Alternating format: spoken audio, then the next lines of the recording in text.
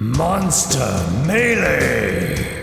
Gnolls versus Lizardfolk. Two kinds of savage bestial humanoids. One is hyena-like, one is lizard-like. And when they have a territorial clash, things get brutal really fast. Welcome to Monster Melee, everyone, where D&D creatures battle each other. I am your game master and commentator, Esper. Glad to have you with me. On the side of the Gnolls, we have 6 Gnolls, just the standard basic Gnoll warrior out of the monster manual. There is a Gnoll pack lord, a Gnoll warlock. It's a 5th level warlock with a Gnoll as the race, and then 5 hyenas, a pack of 5 hyenas that are allied with the Gnolls. On the side of the Lizardfolk, we have 6 Lizardfolk. Again, just kind of basic Lizardfolk warriors. 1 Lizardfolk shaman, 1 Lizardfolk render, this large size one here, and 2 giant lizards. And for today's battle arena, we have the ruins of Mawa Alta. This one is actually the ruins of Mawa Alta, not the ruins of Fjarlstead. This is where the territorial clash is going to be playing out, and we'll see who will come to dominate and inhabit this area, the Gnolls or the Lizardfolk. You can find this map and many other maps and RPG newsletters, monthly content on my Patreon page. That is Esper the Bard at patreon.com. Links are down below. Since we have so many combatants this time around and things are a bit more complex, I am going to go through it all a bit faster than usual. I'm going to show some stats on screen here, but I'm not going to go into super big detail about them. Like I said, I'm going to get this going a little bit faster. So the basic Gnoll warriors aren't really anything super special to talk about, just kind of your standard bestial humanoid, challenge rating 1/2. They have a rampage feature. The Gnoll Pack Lord is a challenge rating 2, which is basically just a much stronger version of this basic Gnoll. The Gnoll Warlock is a 5th level Warlock, has a Fiend Pack, has a number of different spells with a DC of 14. The Hyenas are very simple, basic beast animals, but when they mob together using their pack tactics, they could inflict some damage. The Lizardfolk in some ways are similar to the Gnolls, the basic Lizardfolk and the basic Gnolls. Also a challenge rating 1/2. I think 1-to-1, the Lizardfolk is a little bit stronger because it has a multi-attack. The Lizardfolk Shaman is challenge rating 2. It's sort of like a 5th level Lizardfolk Druid, though it doesn't have all of the Druid abilities. It's a little bit under what a full-on 5th level character would have. Like, its wild shape isn't really the Druid wild shape feature. It's not as good as that. So I think comparing 1-to-1 the Lizardfolk Shaman versus the Gnoll Warlock, I think the Gnoll Warlock's a bit stronger. This Lizardfolk Render is a challenge rating of 3, just a really powerful melee creature, has a blood frenzy kind of like sharks do, has a rend the field ability where he can attack multiple creatures. And 2 giant lizards, they're both challenge rating 1/4. They can climb and swim along with just walking. And yeah, they're just kind of simple, large beast creatures. They're not particularly powerful, but they are a bit stronger than the hyenas. That's why there are only 2 of them versus the 5 hyenas. If I had to make a bet, it's very tricky. I really could see this going either way. I think I'm going to go with the Lizardfolk. I think I'm going to give a slight favor to the Lizardfolk. I think they have a little bit better odds. But again, it's such a tight matchup. I wouldn't be surprised either way that it goes. And just before we jump into the action, I want to make a very quick announcement. My new Kickstarter is live. Eldritch Castle, a 5e adventure module, gothic, exploration-based adventure module. It has a little bit of everything. It's an adventure that really requires your wits and your cunning as much as your swords and your spells. And to enhance the atmosphere and the exploration, it has animated dungeon rooms. All these fantastic scenes throughout the adventure are animated, so the players and the GM get to actually look at the different rooms that they're exploring. It has a little bit of a Metroidvania feel to it with the puzzles and different keys and items you have to find. I think it's one of my best adventure modules ever, so I'm really stoked to have it as a Kickstarter. So go check out Eldritch Castle. Again, links are down below, and I'll see you all on the Kickstarter. Now let's jump into initiative. I am going to be breaking them into some different groups. With the 6 Gnoll warriors and the 6 Lizardfolk warriors, I'll break them into 2 groups of 3. And then I'm going to put the giant lizards together, those 2, and I'll put the pack of 5 hyenas together. So those will act on the same initiatives together as a group. And here goes the initiative roll. Looks like we're going to be the Gnoll Pack Lord, then the second group of Gnolls, Gnoll Warlock, the first group of Lizardfolk, the hyenas, the giant lizards, the Lizardfolk Shaman, the second group of Lizardfolk, the first group of Gnolls, and the Lizardfolk Render at the bottom. The Gnoll Pack Lord moves to here and takes 2 shots from the longbow at this giant lizard number 2. Actually, that is giant lizard number 1 that he is shooting at. A nat 12 and a nat 19, those are both going to hit. Total of 17 damage to giant lizard number 1, and it is already down to the low red. The Gnolls do have longbows, but really they are melee creatures. They're going to move in a ways and take some shots. First, we'll start off with shooting at that wounded giant lizard. And 2 damage is exactly the amount to kill giant lizard. This Gnoll here will shoot at the other giant lizard, I'm going to say. And we'll have the other Gnoll shoot at it as well. Looks like there is a miss and a hit. And the second giant lizard is going to be taking 8 damage, which is a pretty decent hit against it. The Gnoll Warlock wants to take a bit of cover, but she'll be casting a spell. She's going to cast Assailing Apparition. This is a Warlock spell out of my book, Monstrous Heroes. And she momentarily conjures this spectral hyena that gnashes at the giant lizard. So this is a spell attack, melee spell attack via the Warlock. That is going to be a hit.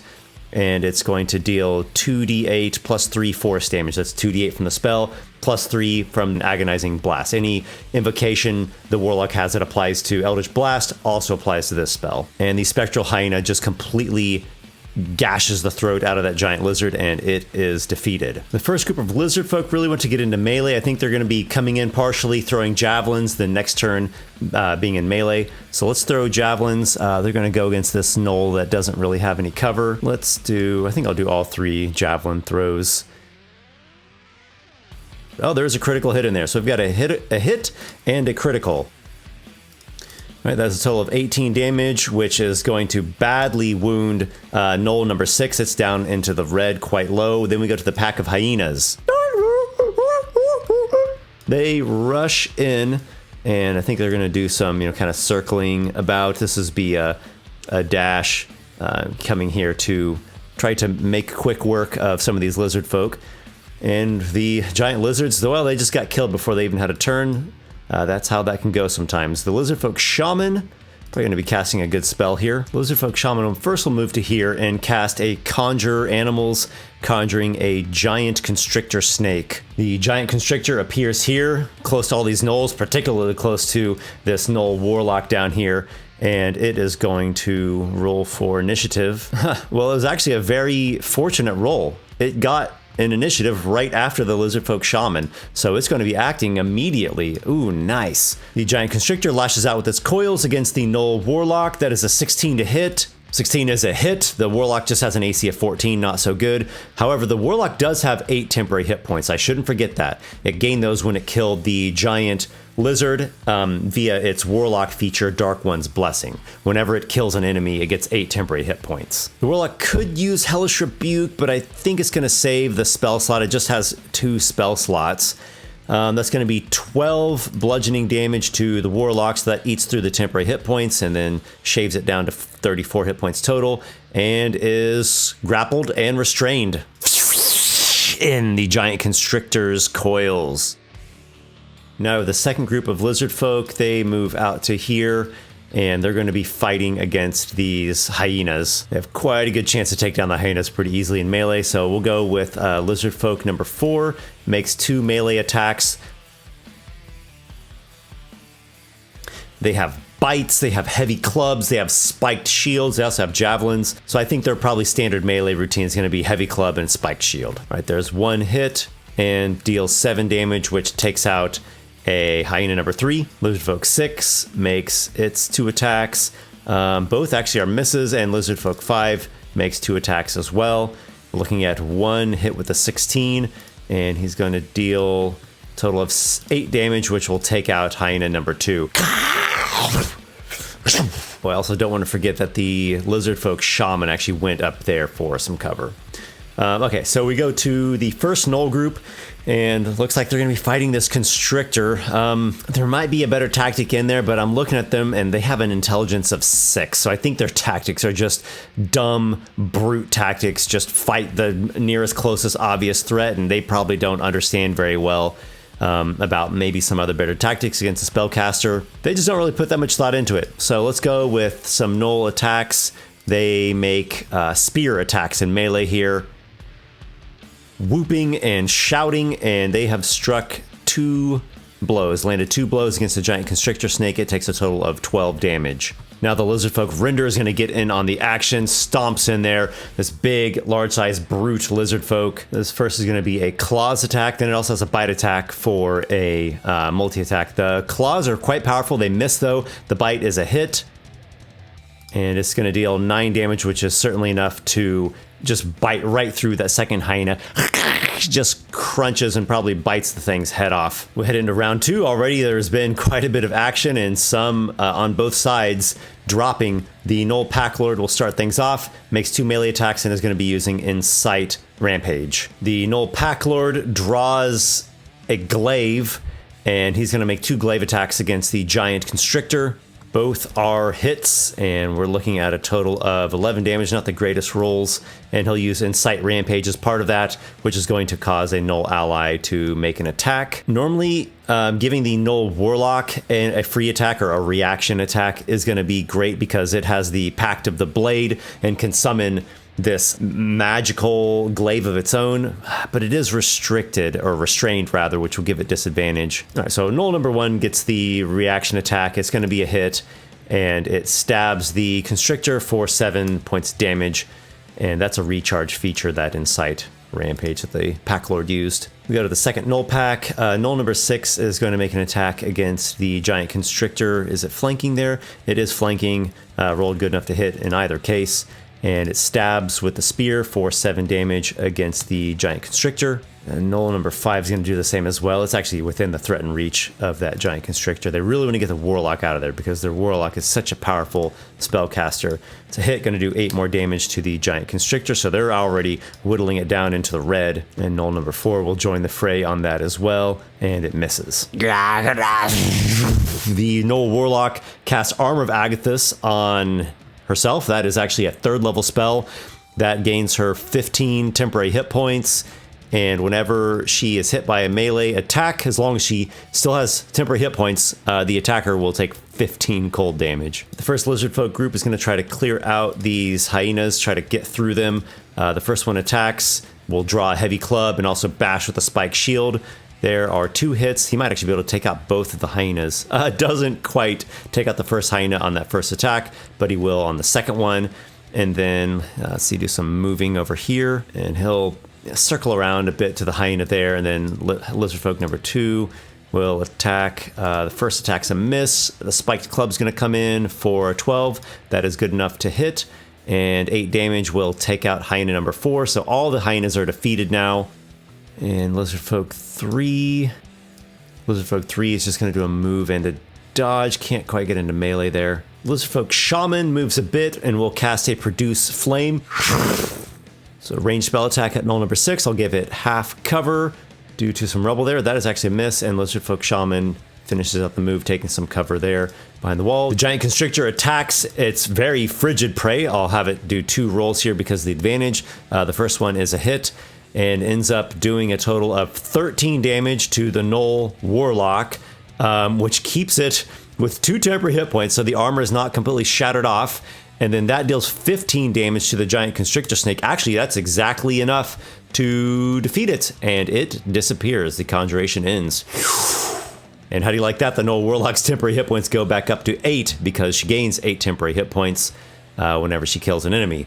Temporary hit points don't stack, you just get the better of the 2 numbers. The second group of Lizardfolk is going to be coming in here.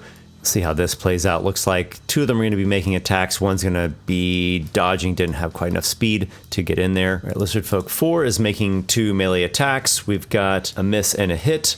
The spike shield's going to do 5 damage to Gnoll number 6 and take it out. Lizardfolk 6 makes its 2 attacks. Got like a hit and a miss there. Actually, no. The Gnoll's armor class is 15. And then Gnoll group number 1, they're going to come rushing in. We'll go with Gnoll number 1, making its spear attack. And that is miss. And Gnoll number 2 makes a spear attack as well. 18 will be a hit and is going to deal 8 damage to Lizardfolk number 4. And then Gnoll number 3 makes spear attack against Lizardfolk 2.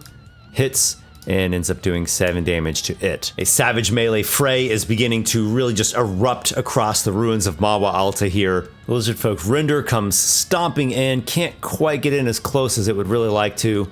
It's going to make a claws attack against Gnoll number 1. I think that's the only Gnoll that's really within its reach.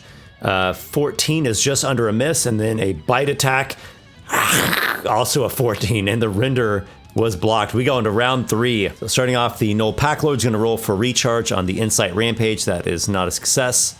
Ooh, I just noticed that the Lizardfolk Render actually has reach with the claws. That's good to know. Speaking of reach, the Packlord is going to be attacking with Glaive against, what, maybe the damaged Lizardfolk? It'd have half cover. Let's go for that. So +2 to the AC, that is going to be a miss. And the second attack for the multi-attack's 19, that will do it.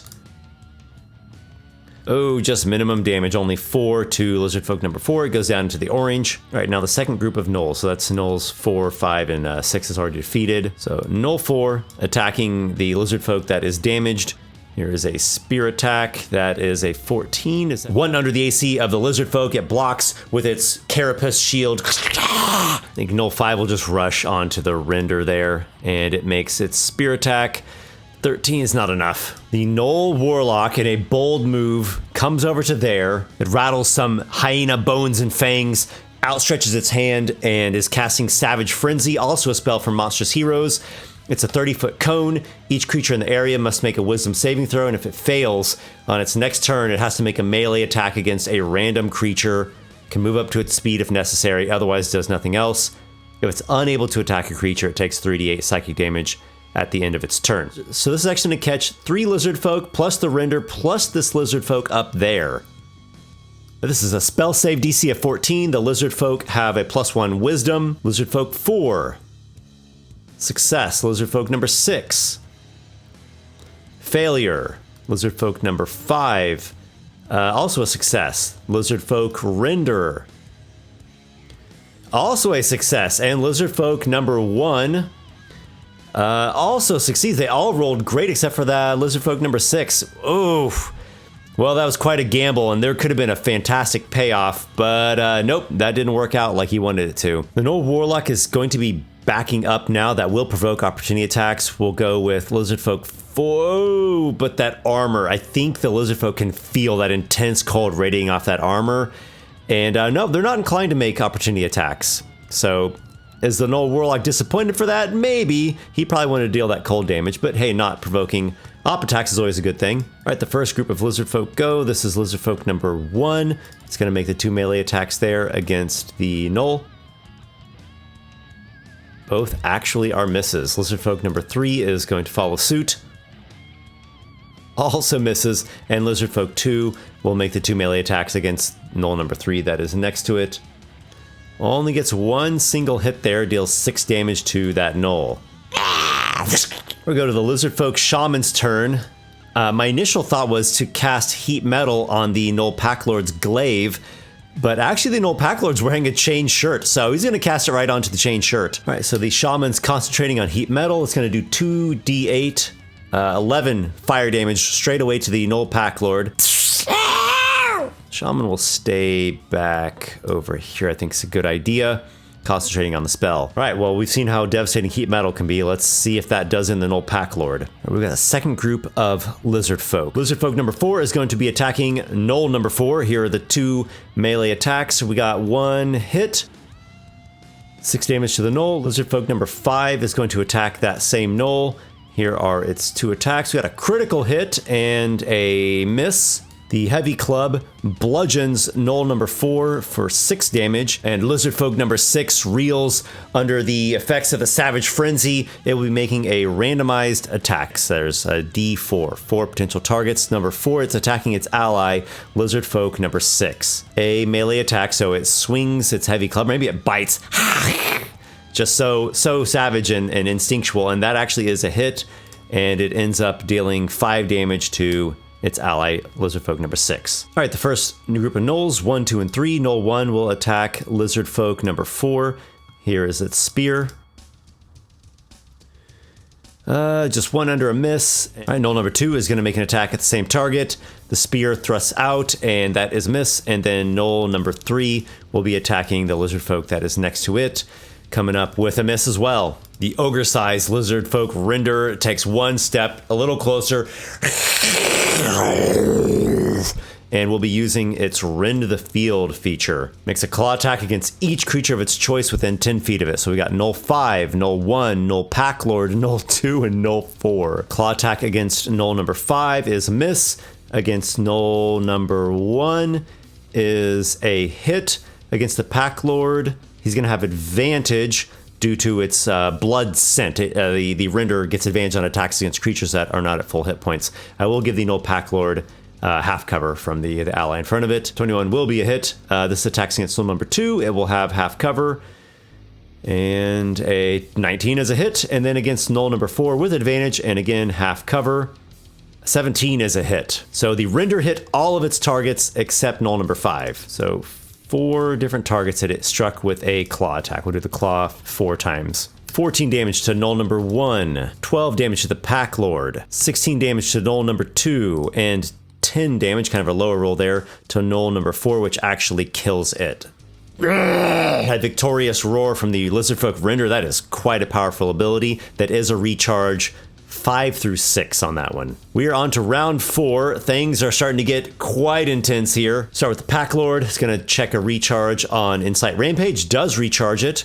It's burning from the heat metal on its chain shirt, which is giving it disadvantage on attack rolls and ability checks. One thing for certain, the Packlord is shouting at the Warlock, go and kill that shaman. That heat metal is just devastating. All right, the Packlord will make a glaive attack against what? The render, the damaged Lizardfolk. Let's go against a render. I don't think I'll count it with cover because the render's so big and tall, so it attacks up where there's no cover. All right, I'll roll twice because of disadvantage, and I'll roll twice again for the second multi-attack. First one's a nat 1, second one's a nat 8, just not going to happen. Insight Rampage, maybe against the damaged Lizardfolk there. Gnoll number 2 makes the attack. Misses with the spear. I think things are not looking so great for the Gnolls at this point in time. Luck of the rolls have been favoring the Lizardfolk more than the Gnolls most of this fight. Packlord's just going to stay there, does not want to provoke an opportunity attack from the claws of that really powerful render. Okay, Gnoll Warlock, what do you do? Well, she would love to cast Expeditious Retreat and get right up onto that shaman, but she's used both of her spell slots. She only has 2 spell slots. Arm of Agathis, Savage Frenzy. So this might be a dash. Let's see what the move speed does. Yeah, I'm thinking dash. Tearing across the dry ground, the Gnoll Warlock is chasing down the Lizardfolk Shaman, who is concentrating on heat metal. We go to the first group of Lizardfolk. They want to get through to the Packlord, so let's say Lizardfolk 1 and 3 will be attacking Gnoll 5, and Lizardfolk 2 will be attacking Gnoll 3. So they each have their 2 attacks from their multi-attack. Lizardfolk 1 gets a single hit, deals 5 damage. Lizardfolk 3 has no hits. And Lizardfolk 2 pulls off 2 hits and deals a total of 12 damage. And Gnoll number 3 now is down low into the red. Back over to the Lizardfolk Shaman, sees the Gnoll in this fell icy armor coating it, dashing across the ground, trying to get to it. The Lizardfolk Shaman goes sprinting, trying to run away from that Warlock that's chasing it down. That was a dash. Lizardfolk, the second group. Again, they're wanting to get to this Packlord, so let's try to clear out Gnoll number 2 first and see where that goes. Lizardfolk number 4 makes it 2 attacks. Got 1 hit against Gnoll number 2. 7 damage is enough to take it out. Now Lizardfolk will just take 1 step. Lizardfolk number 5. Oh my, is it within? Yeah, it's within the reach of that Gnoll. Okay, so it's going to try to take out that Gnoll there. 2 attacks. We've got Heavy Club and Spike Shield, and looks like the Heavy Club is a critical hit. Ends up doing 9 damage, which wipes out Gnoll number 1. Lizardfolk 6 comes in here to make 2 melee attacks against the Packlord. Going to be doing some flanking action. I'll give +2 to hit for that, though. Not good rolls. So both are blocks there. But things are not looking great for the Gnolls, I would say. Go back to the render, and we'll do a recharge check on Rend the Field. Got the 5, that'll do it. Oh boy. And here it does claw attacks. We're going to go against Gnolls 5, 3, and the Pack Lord. These will all be at advantage due to the Blood Frenzy trait. What a beast the Lizardfolk render is. All right, we've got miss on the first Gnoll, miss on the second Gnoll, and a hit on the Pack Lord. So could have been better there, though. Good damage roll. That's 15 to the Pack Lord. That brings it down to a mere 11. We're on to round 5, starting with the Gnoll Pack Lord, though I don't want to forget the Lizardfolk Shaman's heat metal damage. It would have done that on its turn as a bonus action. I'm just juggling a lot here, a lot to remember. So I'll do that now. That might actually take out the Pack Lord. 6 does not. He's at a mere 5. I don't know Gnolls to really be much of retreating creatures once, you know, they're actually locked into savage fighting. I think just with animosity and demon-like spite, they'll try to inflict as much damage as possible before they are taken down. So I think it's going to attack the render just out of sheer spite. Disadvantage, I'll do 2 rolls here. A nat 20, but a nat 2. So the first one's a miss. Second one is a total of 15. I think that's exactly a hit. Sure is. The Pack Lord strikes with the glaive, dealing max damage. There's 13 to the render. A respectable hit, I would say, against the brutish Lizardfolk. And the Pack Lord's just howling in pain as he's sizzling there in the red hot chain shirt. To the Gnoll Warlock, she is giving chase to that Lizardfolk Shaman.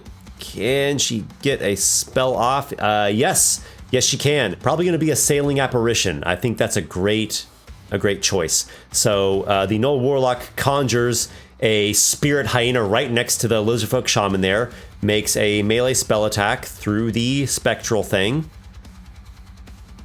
An 11 to hit's a miss. On a hit, it's going to do 2d8 force damage plus the 3 from the invocation. And then also that would give the Warlock advantage on its next attack roll against that target before the end of the Warlock's next turn. So Artisa does not favor you, Gnolls, it would seem. We're on to the first group of Lizardfolk. This one will attack Gnoll number 5. 2 melee attacks here, Heavy Club and Spike Shield, and we're looking at 2 hits. This might take out this Gnoll. That's 13 damage. It doesn't, but the Gnoll's down to just 4, quite into the red. And Lizardfolk number 3 is going to make its attacks as well. First one's a critical hit, so that will assuredly take out the Gnoll there. And then the second one is going to be a hit. We'll say that it applies the hit against the Pack Lord. Probably going to take out the Pack Lord. 4 damage! The Pack Lord is left at a single 1 hit point. And Lizardfolk number 2 is going to be making its 2 attacks. We're going to go against the Gnoll here, of course. Interesting, it actually leaves this Gnoll at just 1 hit point with a minimum damage roll there. So we've got the Pack Lord and Gnoll number 3 just at 1 hit point. The Lizardfolk Shaman's turn, it's going to bonus action to reapply that heat metal damage, and that is going to take out the Pack Lord.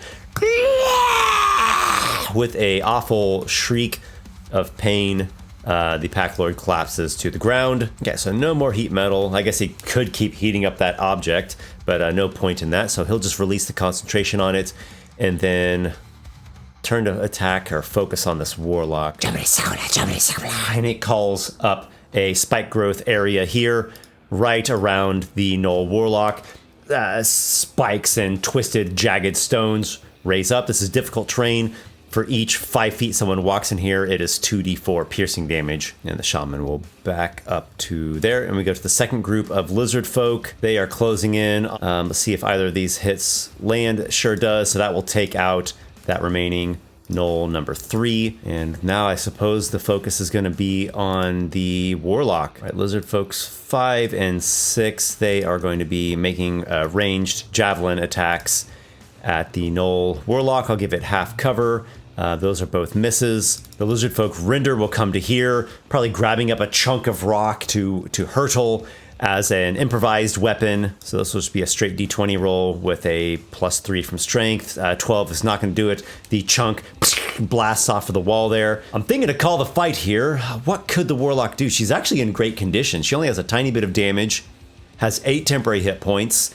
No spell slots though, but still has some some good cantrips. Indeed, I will call the fight here. It is a solid victory for the Lizardfolk. Fortune really was on their side in this battle, I would say. I wonder what happened to the Warlock, though. Easily could see the Warlock getting crushed with all these Lizardfolk just focusing everything they have on her.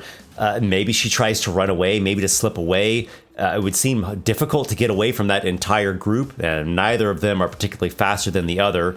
So it could just be a matter of just chasing her down, or whoever wore out first and lost stamina first. Maybe there could be some sort of strange magical trickery afoot, pleading with her demonic patron, but I don't know demons to really be merciful and understanding, and the demons are going to be there for her to bail you out against hopeless odds. So I think it's a pretty grim conclusion for the Warlock, but you all can imagine in your own minds how that played out at the very end there. Thanks everybody for being along on this crazy series. I do have some different kinds of videos coming out in the near future. You've already seen some of them, and I have some more of them still to come. So I'm really eager to unveil those when the time is right. I also want to give an extra special thank you to everyone who is a patron of mine, supporting me over on Patreon. In particular, Lucas Mesmo, Adam Wood, Nick Thy Pirate King, Jared Primont, Locke, Nicholas A., Technicolor Shale, Robert Brashini, Ben R., Till Wrench, and Tornado. You guys are fantastic. Until we meet again, my brave companions, may your adventures be many.